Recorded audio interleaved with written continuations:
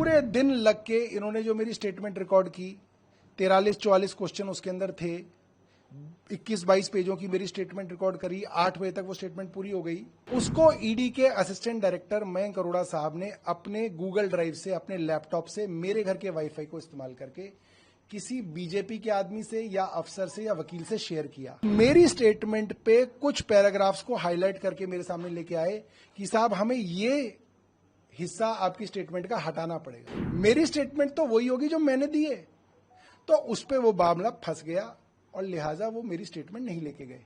भाई अगर मेरे लिए काम करते तो 20 घंटे में ये सिर्फ एक एफिडेविट लेके गए मेरे घर से, और ये एफिडेविट मैंने ही दिया इनको, इलेक्शन कमीशन में जो मैंने एफिडेविट दे रखा है, तो इनकी तो तनख्वाह काट देनी चाहिए।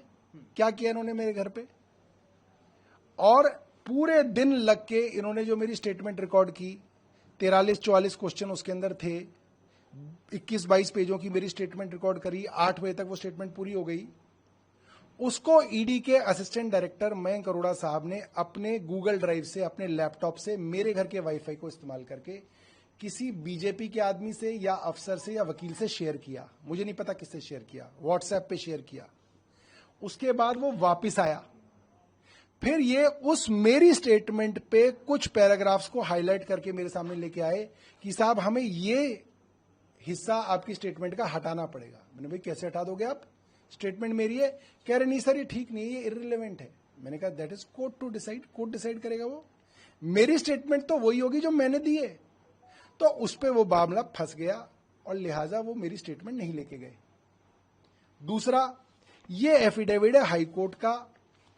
उन्होंने जो पहला पंचनामा बनाया करीब 8 बजे, जिसपे मेरे साइन कराए, उसमें ये एफिडेविट हाईकोर्ट का लिस्ट ऑफ डॉक्यूमेंट्स में था जो इन्होंने सीज किया। उसके बाद रात को करीब 2 बजे दोबारा पंचनामा बनाया गया 27 तारीख का। उस पे विटनेसेस की एविडेंस दोबारा से उसके साइन लिए गए और उसमें इसको सीजर मेमो से हटा दिया गया। क्यों हटा दिया गया?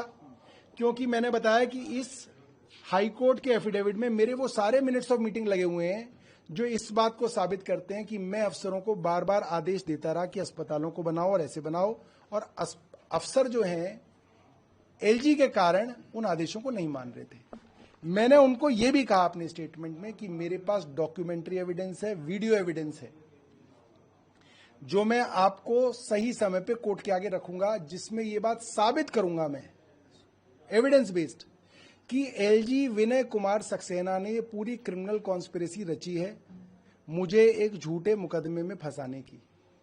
इनकी जो इन्होंने मीटिंग्स ली हैं अफसरों के साथ, अफसरों ने जो मेरे साथ मीटिंग्स ली हैं, एलजी हाउस के अंदर जो मीटिंग्स हुई हैं, मेरे पास उनके भी एविडेंसेस हैं।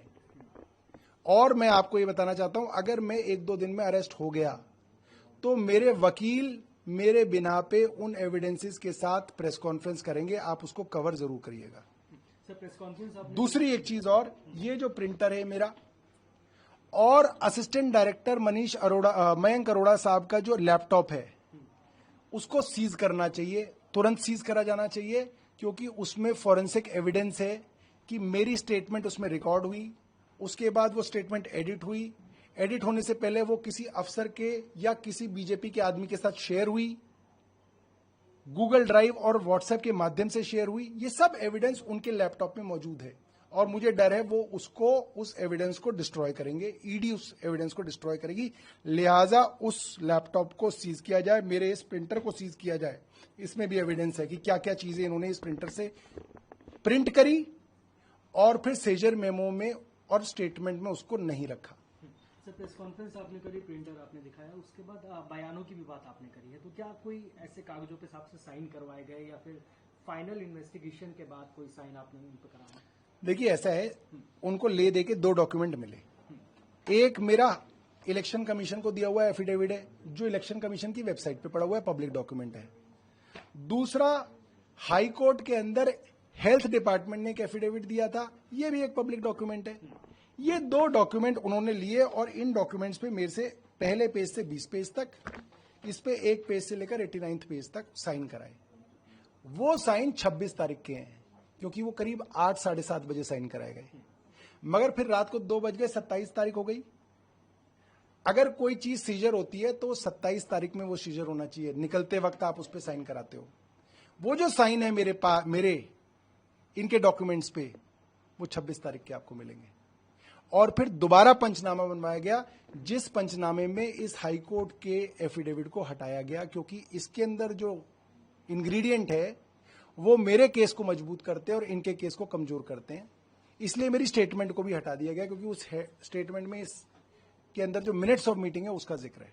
सर, आपने प्रेस कॉन्फ्रेंस पर भी अपनी बात मीडिया के सामने रखी, मगर वीरेंद्र सचदेवा ने भी इस पे प्रतिक्रिया दी। उन्होंने कहा है कि अगर सौरभ भारद्वाज को एजेंसियों पे भरोसा नहीं है तो कोर्ट के दरवाजे खुले हैं, नौटंकी और ड्रामा का ऐसा है, वीरेंद्र सचदेवा जैसे कई आए कई गए, उसको बोलो कि अपना काम करे।